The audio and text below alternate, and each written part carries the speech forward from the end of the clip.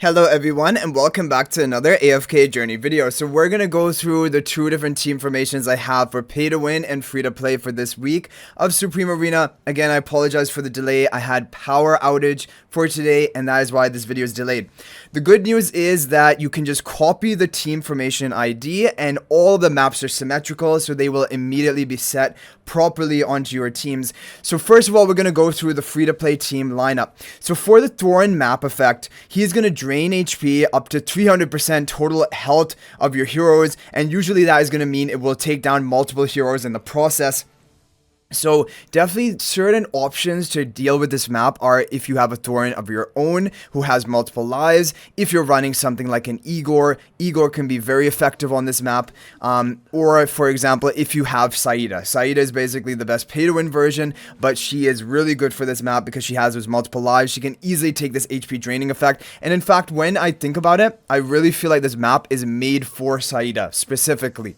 But anyway, this is going to be a good option. You also have massive damage. You're going to have Satrana debuff, so you're going to have Bonnie debuff and damage. Siren going to crowd control group of enemies. You have the elbow spell for more crowd control and damage. Then you have Ludovic for healing and keeping the team topped off.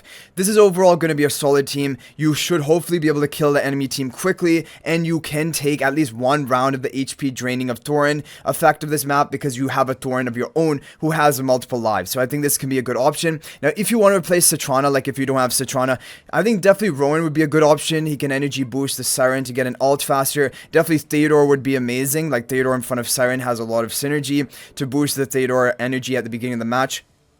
Or you can just really, you can also try Satrana even at lower ascension. You can go for Igor as well, like if you wanted to just throw in like another Stroll hero into the mix, it would be fine. But basically, these are the options for free to play.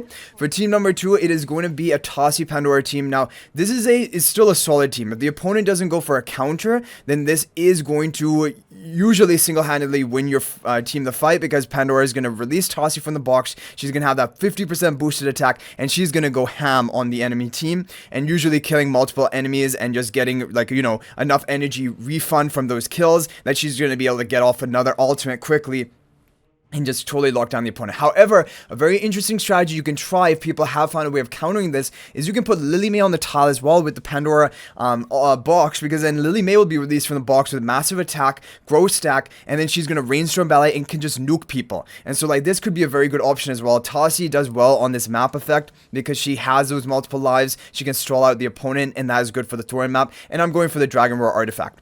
Then for team number 3, this is going to be your Shimira nuke team, which I think I'm going back to this team as a recommended option because this is really solid overall.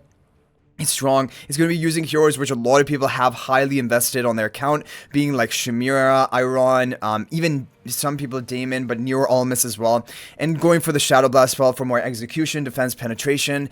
And you have just Damon buffing up the Shimira. Both Damon and Shimira do well by being on the Graveborn faction talent tile. You have Nero Charms to boost the damage of Iron from his initial ultimate. You have Nero to take the enemy Lily May interruption. And then you have Almas to prolong crowd control. So I think overall for like a free-to-play to mid-spender lineup, these are going to be solid teams. So for a pay-to-win team number 1, it's going to be kind of similar, using some similar heroes, but I decided, well, Saida, of course, would be great. Like, if you're going to run, like, if you have Saida built, and if I had a Paragon 4, I would be running Saida. Maybe you can even run it in a comp like this. It would be fine, basically.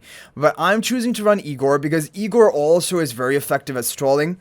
He will put down those tombstones. He is going to counter this map draining effect from the Thorin effect pretty well. And again, you do have massive damage. Like, Nero is going to go full force at the beginning of the match. Bonnie is going to be hitting hard, debuffing enemies. You're going to try to spread them. The debuff with the Satrana, like, you know, Magic Spark onto all allies, and then you have Damon as well, who's going to be massive damage and shielding and protection for Bonnie. So I think overall this is a good team. Just one thing to watch out for Igor is that Scarlita is going to counter Igor. And for this map effect specifically, the Thorin map effect, Scarlita does really well because basically she's going to be up in the air. That's guaranteed strolling time for your team. Even if all of the rest of her allies die, then it's going to take her some time to descend, and like your whole team could be gone by then.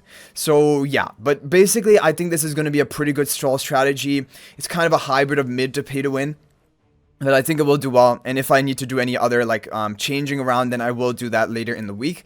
For team number 2, it is going to be Pandora Tassi again, but with Hypogean Celestial tiles, because I think this is overall stronger for Tassi to have the Hypogean Celestial tiles. Also, I'm running Dunlinger here, not necessarily needed, but like I'm running Dunlinger so that if the opponent tries to go for an ultimate, we're gonna block that, and yeah. And just basically give more buff to Tassi, protect the team a bit better. I have Taylene as well because she can, after getting killed by the Thorin Drain effect, she can just respawn and keep dealing damage. And then I have the twins just for buffing, completing the Celestial Hypogean faction talent. But definitely I could see, like, you know, going for Scarlita here rather than, like, for example, Dunlinger. Or, yeah, or rather than maybe even Taylene. I think both could be viable options. But I'm going to personally begin by trying this team.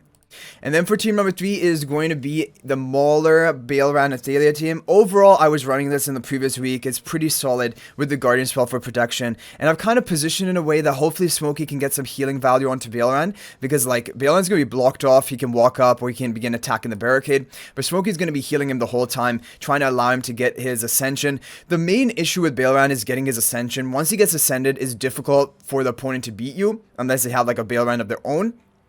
But I also want to have a secondary damage threat, which is going to be the Thalia. We also have Coco Charms to boost up the Shakira. Shakira and Baelran are going to be very tanky, very difficult to kill. And the Thalia is just going to try to deal damage throughout the whole fight. Okay, one final thing I have to mention about this pay-to-win team here is if you don't want to run a Thalia, a really good hero to run here is something like Rowan. Because Rowan's going to give those burst health potions to Baelran, allowing him to get ascended quicker. If you run a team like this, Baelran is almost guaranteed to get ascended. And that could be enough for you to carry the fight. However, overall, if you have like a Thalia, then it's usually just better to have like running another secondary damage carry here, because for the pay to win people you face, this can be better. But Rowan is a really good option here and definitely can make this team more free to play friendly. If you build Baelran, you can just run Rowan. Rowan is like one of the best allies for Baelran.